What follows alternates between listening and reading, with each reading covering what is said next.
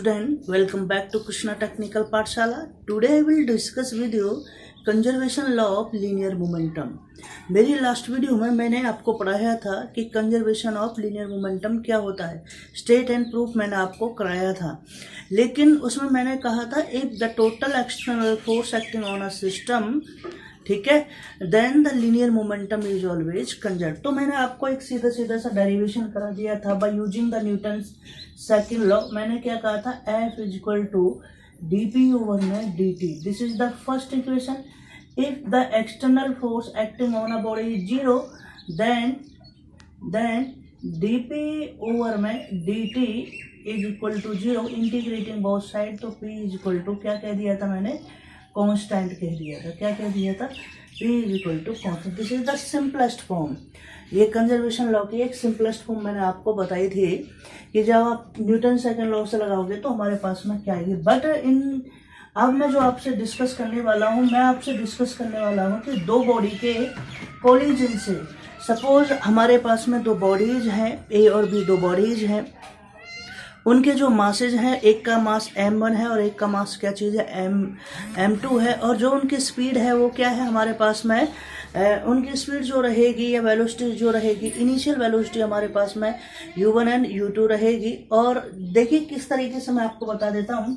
तो हमारे पास में दो बॉडी हैं, मान लेते हैं एक बॉडी हमारे पास में ये है और एक बॉडी हमारे पास में, this is the a body having the mass m1 with speed. अगर इसकी मैं स्पीड की मैं बात करता हूँ, क्या चीज़ है, u1 is the speed. This is the first case हमारे पास में। और एक जो हमारे पास में सेकंड बॉडी है, ये हमारे पास में एक सेकंड बॉडी है, बी बॉडी है, इसका मास m2 है और ये किस स्पीड से जा रही है, u2 स्पीड से। इसका मतलब इसकी जो वेलोसिटी है वो क्या चीज़ है हमारे पास में, u1 और u2 हमारे पास में क्या रहेंगी, इसकी वेलोसिटी रहेंगी। ये केस हमारे पास में कब का है, बिफोर कोलिजन। किसका है, बिफोर कोलिजन। बिफोर कोलिजन हमारा ये जो केस रहेगा किसका है, बिफोर कोलिजन का केस रहेगा।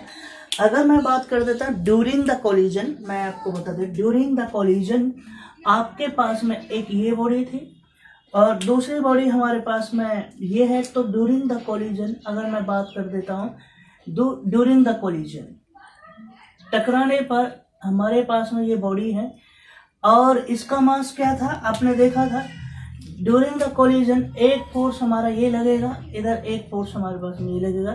दिस इज द ए, ये बी हमारे पास में, इसका मास m1, इसका मास m2। ड्यूरिंग द कोलिजन जो हमारे पास में जो फोर्स लगेगा, ये लगेगा, फोर्स लगेगा FBA और इस पे जो फोर्स लगेगा वो लगेगा FAB।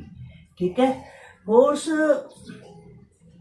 Force applied on a body A due to the body B, ऐसे force applied on a body B due to the body A। तो ये हमारे पास में न्यूटन्स लॉ लग जाएगा। ये केस किसका रहेगा, ड्यूरिंग द कोलिजन। किसकी बात है, ड्यूरिंग कोलिजन।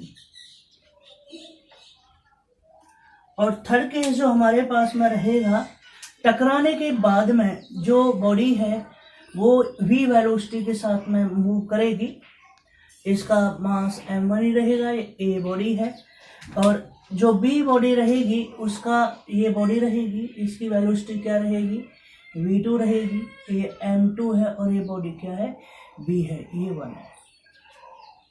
ये क्या है, आफ्टर कोलिजन की बात कर रहा हूँ। किसकी मैं बात कर रहा हूँ, आफ्टर कोलिजन। आफ्टर कोलिजन तो ये केस आपने देखे, तीन केसेस की मैं बात कर रहा हूँ, before the collision, during the collision and after the collision. तो हमारे पास में क्या इफेक्ट होता है लीनियर मोमेंटम पर। तो देखिए हमने मान ली consider two bodies, consider two bodies A and B of masses m1 and m2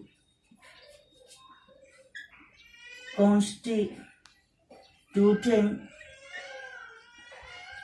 an isolated system. Do you know about the isolated system?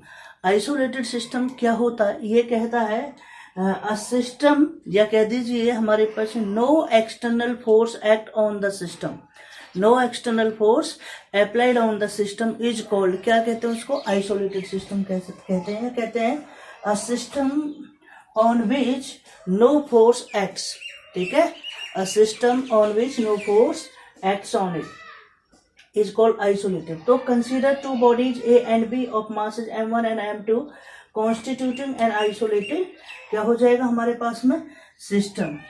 मैं बात करता हूं, let the bodies are moving with initial velocities, हमारे पास में क्या कौन कौन सी है, u1 एंड u2, ठीक है, along a straight line, along a straight line,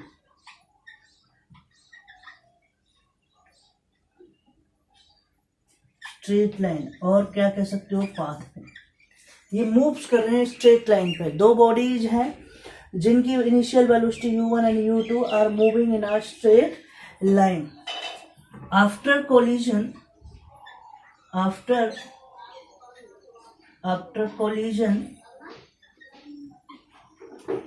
collision the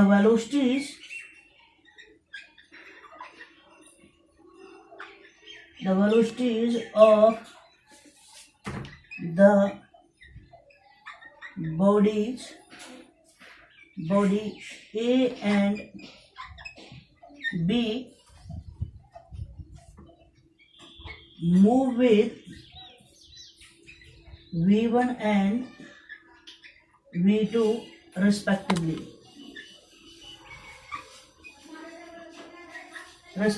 तो हमारे पास में है, तो इस तरीके से आपने देखा कि हमारे पास में क्या आपने देखा बिफोर कोलिजन क्या हुआ कि हमारे पास में इनकी जो इनिशियल वेलोसिटी होती u1 एंड u2, और टकराने के बाद में आफ्टर कोलिजन उनकी वेलोसिटी क्या हो जाती है, v1 एंड v2। तो ये सारी चीज आपने यहाँ तक देख लिया है। हमें अब देखना है कि क्या चीज है, ये मैं रफ कर देता हूँ। ये केस मैं भी रखता हूँ, ठीक है, ये कौन सा है, मैं देख लो, इसको क्या कहते हैं, बिफोर कोलिजन, ये है ड्यूरिंग कोलिजन,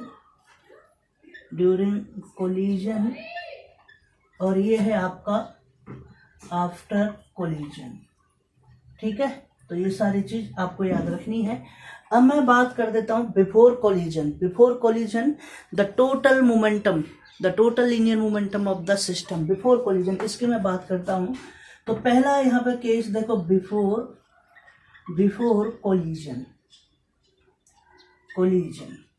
बिफोर कोलिजन की अगर मैं बात करता हूं, द टोटल लीनियर मोमेंटम, तो क्या रहेगा, ये हमारे पास में रहेगा the linear momentum of the body A and linear momentum of the body B. तो ये कह देता हूं linear momentum of body A and A करके प्लस लगा देते हैं, ठीक है। तो लीनियर मोमेंटम ऑफ बी ऐसे लगा दिया, शॉर्ट में लिख दिया linear momentum of B.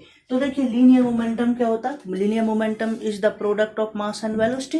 This is the first body, A के लिए लगाएंगे तो आ जाएगा m1 u1, ऐसे बी के लिए लगाएंगे m2, क्या आ जाएगा u2। This is the first case the before the collision.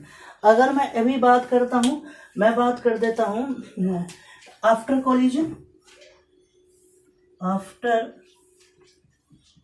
Collision की अगर मैं बात करूं, तो आफ्टर कोलिजन में हमारे पास में total linear momentum, the total linear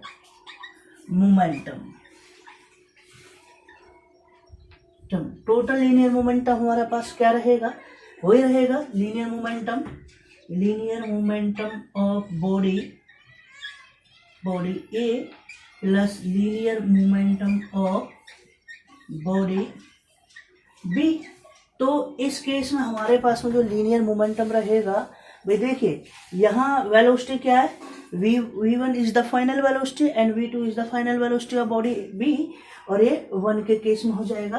तो यहाँ पर क्या आ जाएगा, m1 v1 plus m2 v2। तो this is the first, this is the second equation. तो ये दो चीज मैंने निकाल लिया, before collision and after collision हमारे पास में क्या रहता है। तो ये तो एक सिंपल फॉर्मेट रह गया कि ये बात आती है ड्यूरिंग द कोलिजन। कोलिजन लगने के बाद में देखिए इम्पल्स एक फोर्स लगता है और न्यूटन सेकेंड लॉ लगता है। देखिए दिख रहा है ना भाई, जब दो बॉडी आपस में आती हैं और इस तरीके से आने के बाद में टकराती है, तो एक बॉडी जब ऐसे आ रही है तो इधर जाएगी और एक आएगी, क्या कहता है, to every action there is equal and opposite reaction. तो वहाँ पे न्यूटन्स थर्ड लॉ हमारे पास में अप्लाई हो जाता है। और न्यूटन्स भाई ये very large force in a very short interval of time is called impulse. तो वहाँ पे क्या लग जाता है, इम्पल्स फोर्स भी हमारा लग जाता है। तो ये सारी चीज आपने देख ली है। अब मैं बात कर देता हूँ चेंज इन मोमेंटम, ठीक है। बिफोर मैं सबसे पहले बात कर देता हूँ before collision change in momentum of the body A, ठीक है। तो बिफोर कोलिजन और आफ्टर कोलिजन की मैं बात करूंगा, तो मैं ये कहना चाहता हूं कि हमारे पास में, ठीक है, ये सारी चीज अभी मैंने बताई नहीं, क्योंकि यहाँ से भी आपको समझना है। तो हमें लिखना है कि हम क्या कहते हैं कि आफ्टर कोलिजन होने के बाद में change in of momentum of A body and change in momentum of B body. तो ये सारी चीज आपको याद रखनी है। चलो ऐसे लिख देते हैं, change in momentum of body A after collision।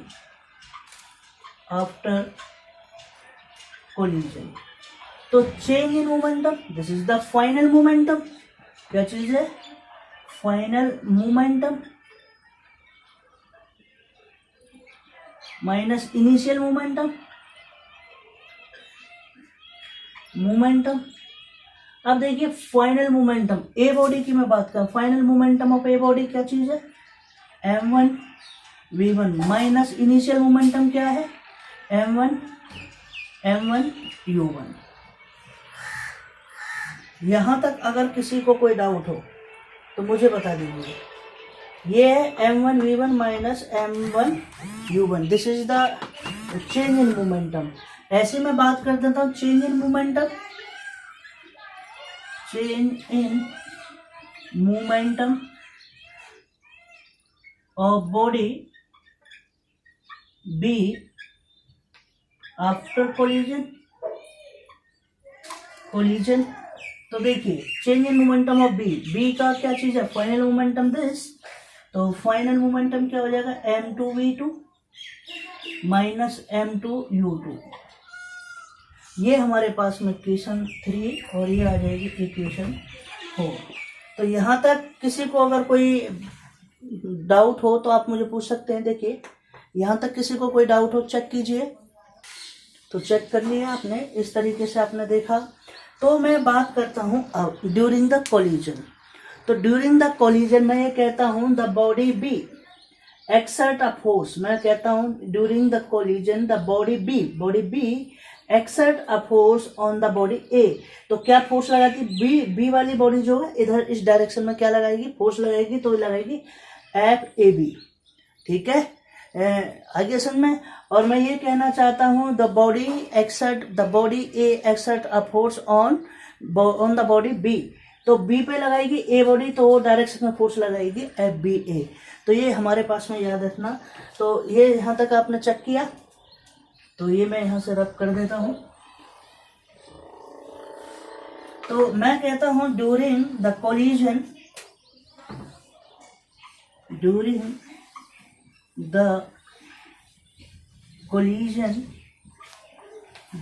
Collision हमारे पास में the body B exerts a force on body A, तो वो क्या लगाएगा, हमारे पास में लगाएगी ए बी, क्या लगाएगी, ए बी। ऐसे ही the body A exert a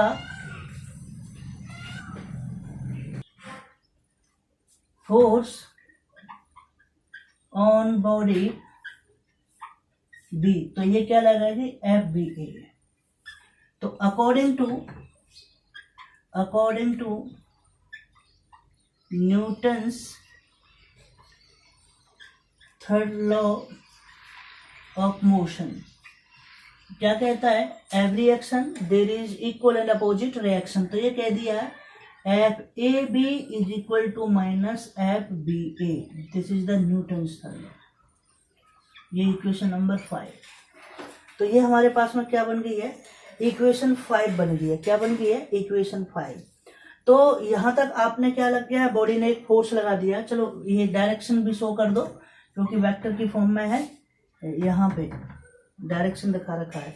तो force is a vector quantity, ये बात भी याद रख लेना। मैं ये कहता हूँ if delta T is the small time impulse. क्या होता है, अभी मैं इम्पल्स पढ़ाऊंगा इस वीडियो के बाद में, नेक्स्ट वीडियो के अंदर हम इम्पल्स के बारे में डिस्कस करेंगे आपसे।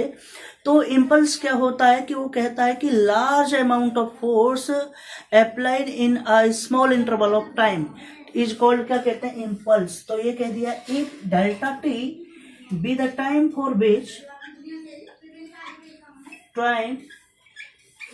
which the collision take place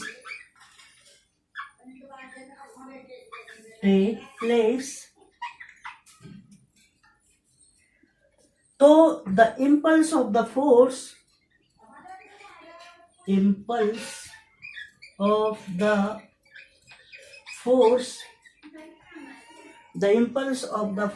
हमारे पास में जो इम्पल्स फोर्स लगेगा वो कितना लगेगा भाई। देखिए इम्पल्स फोर्स क्या रहता है, आपको पता है इम्पल्स इज इक्वल टू क्या रहता है, मैंने अभी जस्ट बताया था। इम्पल्स इज, अगर डेफिनेशन देखी जाए, large amount of force apply on a body in a small interval of time. तो impulse is equal to force into में क्या रहता है, टाइम। क्या रहता है, फोर्स इनटू में टाइम।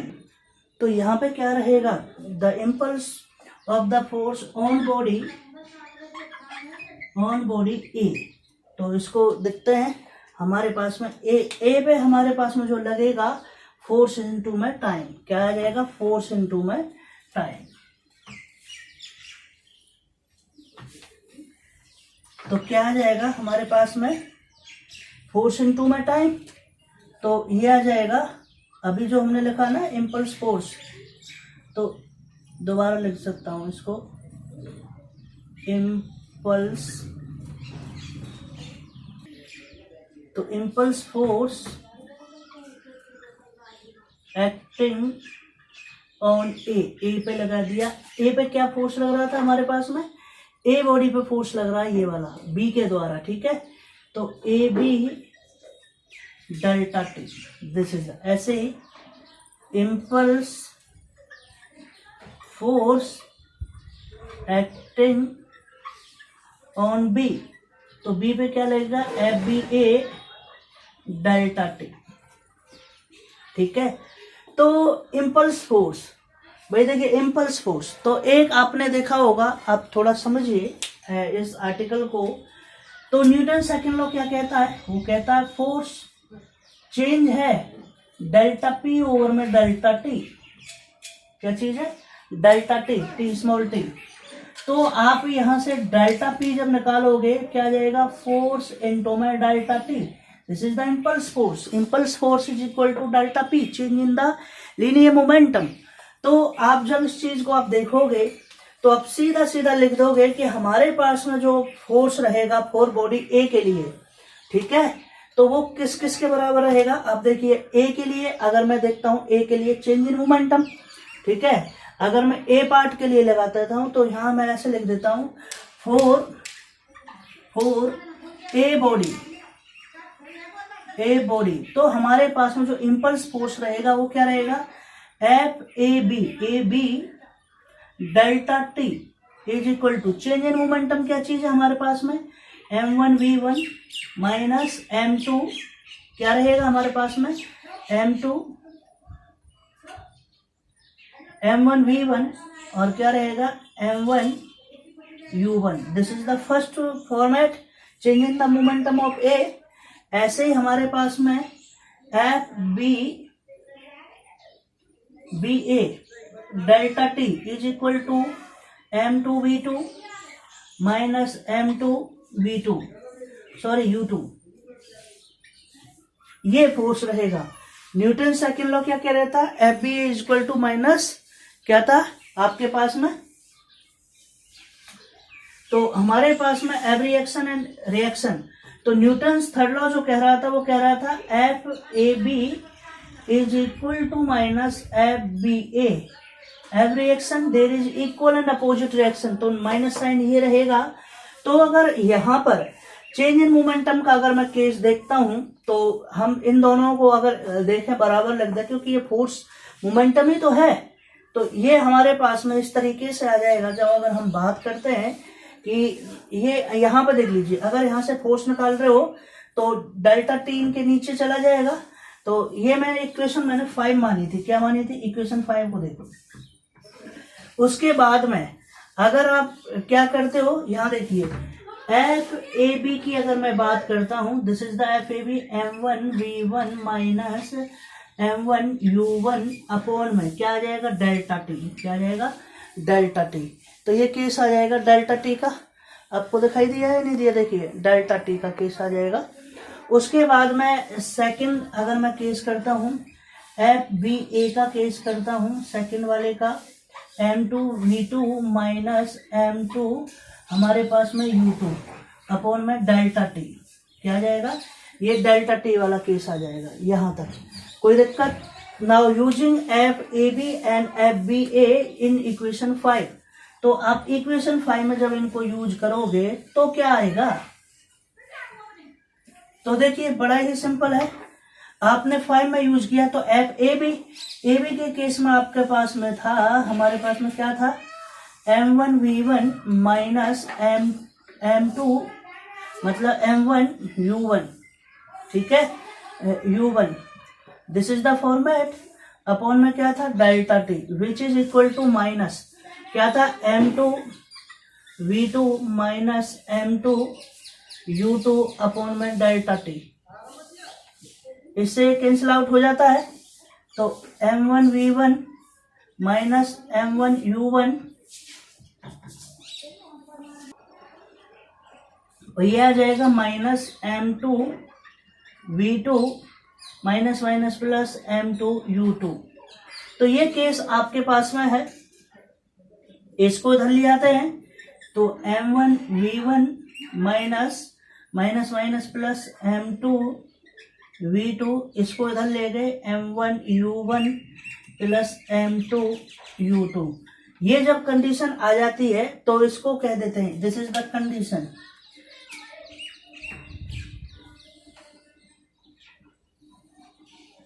तो in this case we can say that for an isolated system the linear momentum is conserved। तो ये कहते हैं in an isolated system the linear momentum is conserved। तो ये हमारे पास में केस आ गया लीनियर मोमेंटम इज कंजर्व। तो ये सारा केस इन चीज़ों का ही है, कुछ नहीं करना, थोड़ा थोड़ा आपको फिनोमेना लगाना और ये केस आपको दिखाना है, ठीक है, क्योंकि इनसे ही आपसे पूछा जाएगा। क्योंकि अब मैं आपको अगर एप्लीकेशन कराता हूँ इसके रिकॉल्स ऑफ अ गन, तो recalls of a gun is the principle of works on the principle of linear momentum, conservation of linear momentum के ऊपर ही हमारे पास में क्या करती है, काम करती है। तो ये केस आपको समझ में आ गया होगा। ये इक्वेशन क्या रिप्रेजेंट करती है, the for an isolated system the linear momentum before collision and is equal to after collision is always conserve. तो ठीक है, तो जो हमारे पास में लीनियर मोमेंटम क्या रहेगा, कंजर्व ही रहेगा। अब मैं बात करता हूँ इसकी एप्लीकेशन की, आपसे डिस्कस करता हूँ। एप्लीकेशन हमारे पास में क्या है, रिकॉइल ऑफ गन। तो recoil of gun is the based on this phenomena, या दिस प्रिंसिपल पे हमारा क्या करती है, वर्क करती है। देखिए बिल्कुल रिकॉइल गन की, गन से जब बुलेट फायर होती है, क्या होती है, बुलेट फायर होती है, तो जो गन है, बंदूक है, गोली चलने के बाद वो पीछे की तरफ धक्का क्यों लगाती है, क्या कारण है, ठीक है। तो यहाँ भी यही चीज़ देखनी है कि जो हमारा सिस्टम है like a gun and bullet, before the collision always in आ, किस में रहेंगे, क्या रहेंगे, किसके अंदर रहेंगे, हम हमेशा किसके अंदर रहेंगे, रेस्ट के अंदर रहेंगे। क्या रहेंगे, ऑलवेज इन रेस्ट। तो रेस्ट में ही तो है दोनों, तो उनका लीनियर मोमेंटम भी क्या रहेगा, जीरो। कि भाई मोमेंटम क्या रहता है, मास होना चाहिए और वेलोसिटी ऑफ बॉडी का, सिस्टम का मास तो है, गन का और बुलेट का मास है, लेकिन उनकी वेलोसिटी क्या है, जीरो, क्योंकि इनिशियल वेलोसिटी क्या होती है, जीरो होती है। तो यही केस हम यहाँ पे अब डिस्कस करने वाले हैं आपसे। तो अब अगला जो टॉपिक है, इसकी एप्लीकेशन है, उसको कहते हैं recoil, recoil of a gun. किसकी मैं बात कर रहा हूँ, रिकॉइल ऑफ अ गन।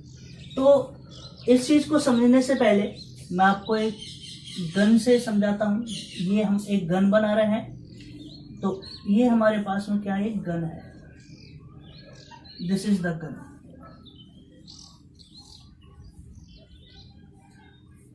और ये हमारे पास में इसका ट्रिगर हो गया। तो capital M is the mass of the gun and capital V is the velocity of the gun. क्या चीज हमारे पास में हो जाएगा, capital V is the velocity of the gun. तो मैं बात करता हूं आपसे बुलेट की, मैं बात कर देता हूं, दिस इज अ बुलेट। क्या चीज है, ये हमारे पास में बुलेट है, क्या चीज है, बुलेट है। ये होगी हमारे पास में क्या है, एक बुलेट मैंने यहां बना दी है, बुलेट। ये हमारे पास में क्या चीज है, गन, और ये क्या चीज है, बुलेट। इसकी स्मॉल एम मास है, स्मॉल वी क्या चीज है, वेलोसिटी है। क्या चीज है, वेलोसिटी है। तो देखिए ये बिल्कुल सिंपल है। अगर मैं ये बात करता हूं कि हमारे पास में गन रिकॉइल क्यों करती है, क्वेश्चन है, रिकॉइल क्यों करती है, इस चीज को समझिए। मैं ये कहता हूं when a bullet is fire from a gun, जब एक बुलेट गन से फायर की जाती है, the gun recoils, it means that the gun moves backward direction after firing the bullet. ठीक है, सीधा सीधा केस है। जैसे ही बुलेट, जब आप किसी भी बुलेट को फायर करते हो गन से, तो गन रिकॉइल्स करती है और गन पीछे की तरफ जाती है जब बुलेट फायर हो जाती है। इस केस को समझिए। मैं ये कहना चाहता हूं बिफोर फायरिंग, क्या कह रहा हूं, बिफोर फायरिंग द सिस्टम। ठीक है, बिफोर फायरिंग, देखिए क्या कह रहा हूं मैं कह रहा हूं बिफोर फायरिंग द सिस्टम के अंदर क्या आ जाएगा, such that gun and bullet is at rest. Firing से पहले गन एंड बुलेट क्या चीज है हमारे पास में, रेस्ट में है। So it's linear momentum is zero. क्या हो गया, जीरो, क्योंकि फायरिंग से पहले गन एंड बुलेट क्या है, रेस्ट में है, देयर इज नो वेलोसिटी। तो वेलोसिटी नहीं है तो हमारा मोमेंटम क्या रहता है, mv, p equal to mv। तो लीनियर मोमेंटम क्या हो गया, जीरो हो गया। इस केस को आपने यहां पे समझ लिया। मैं कहता हूं आफ्टर फायरिंग, किसकी मैं बात करता हूं, आफ्टर फायरिंग। मैं इस केस की मैं बात करता हूं आफ्टर फायरिंग। अगर फायरिंग के केस में मैं ये कह देता हूं तो bullet leaves the gun, firing के बाद में bullet leaves the gun and क्या हो जाएगा, bullet leaves the gun and the large velocity of the bullet is moves in the forward direction. आगे समझ, तो हमारे पास में लार्ज वेलोसिटी से क्या होती है, बुलेट मूव्स होती है in the forward direction, it means large is the linear momentum of the bullet. ठीक है, तो larger is the velocity of the bullet, larger is the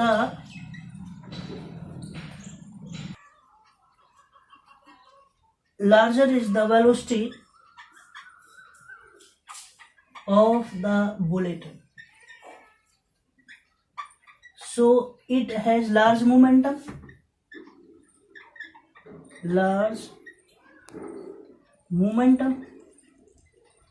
तो हमारे पास में क्या हो जाएगा, लार्ज मोमेंटम रह जाएगा। Since no external force act on the system is zero, it means the linear momentum of the system after firing must also be क्या रहेगा, zero.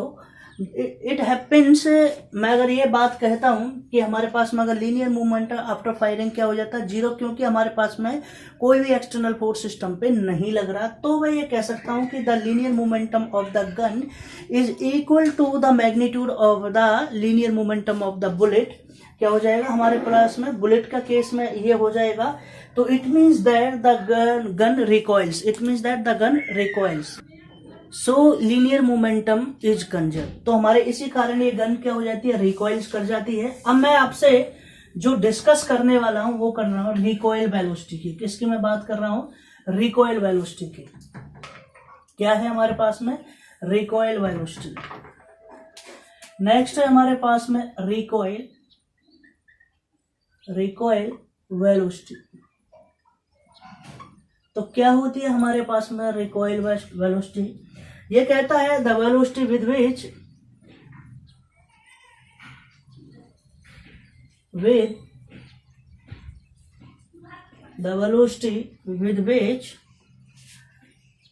a gun moves backward direction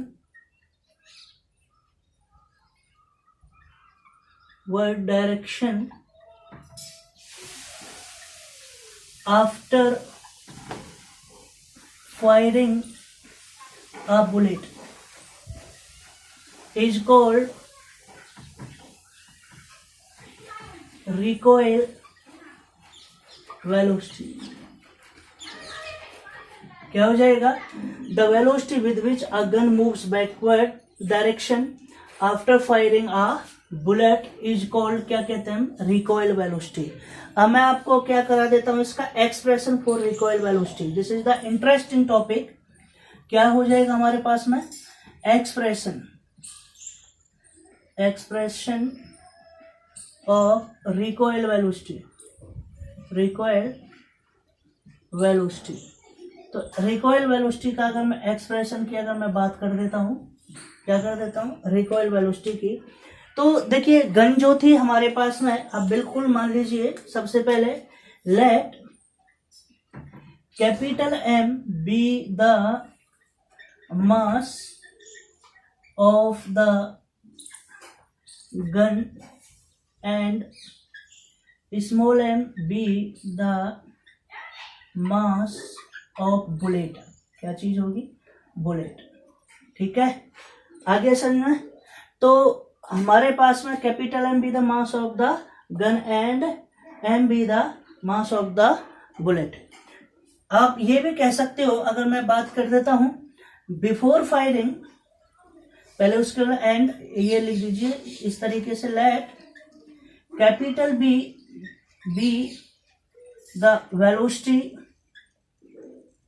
of gun and small b be the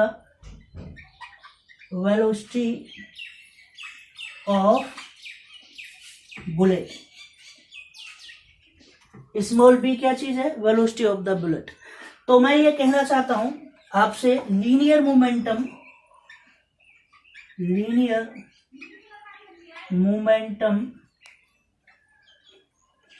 of the system। तो हमारे पास में system में क्या कौन कौन है, गन प्लस बुलेट। ठीक है, linear momentum of the system before firing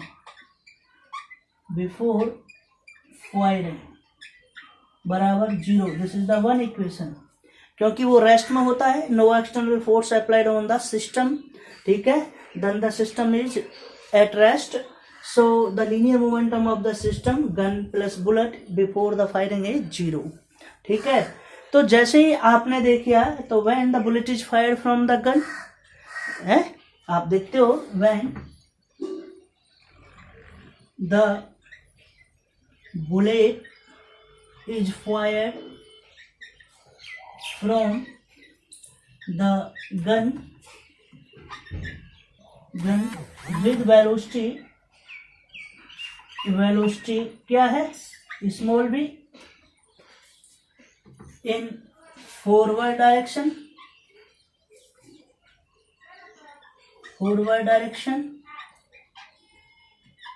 and bullet and gun moves backward direction with velocity capital B, क्या हो जाएगी, कैपिटल B। तो कैपिटल बी से हमारे पास में क्या करेगी, मूव करेगी। तो देन देखिए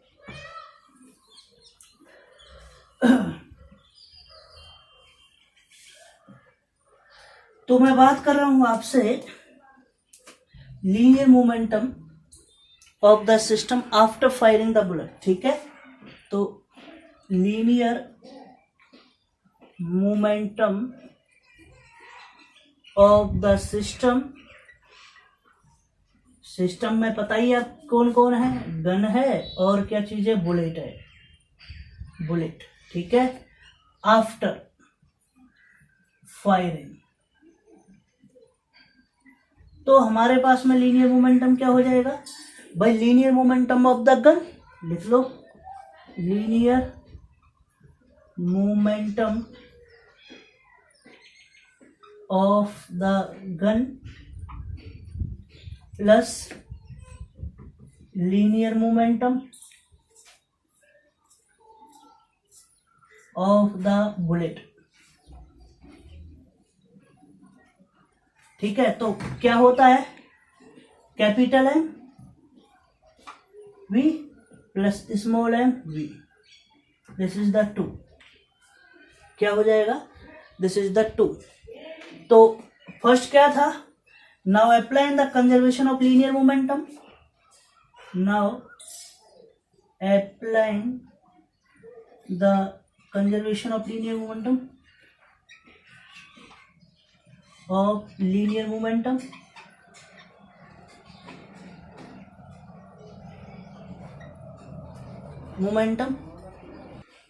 तो हमारे पास में क्या रहेगा, linear momentum of the system before firing बराबर रहेगा linear momentum of the system after firing.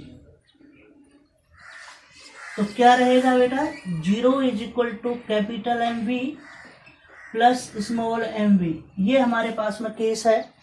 और आपने इसको लिख दिया हमारे पास में capital M V is equal to minus small M V, ठीक है।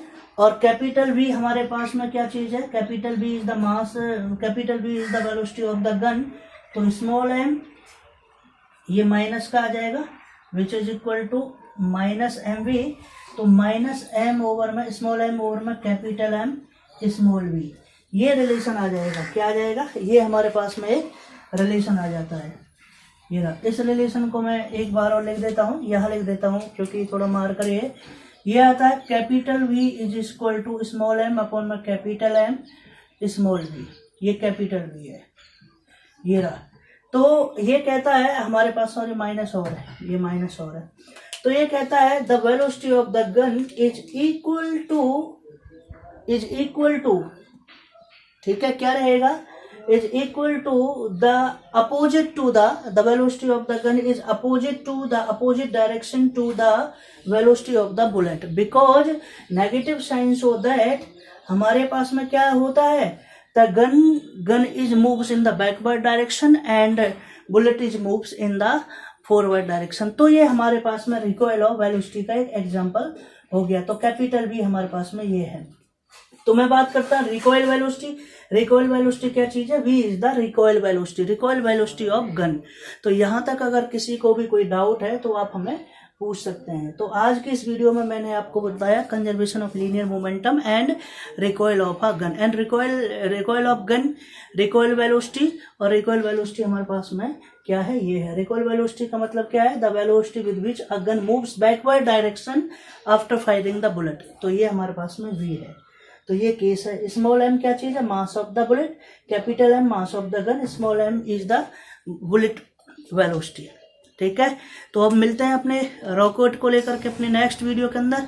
Okay, thank you, bye bye.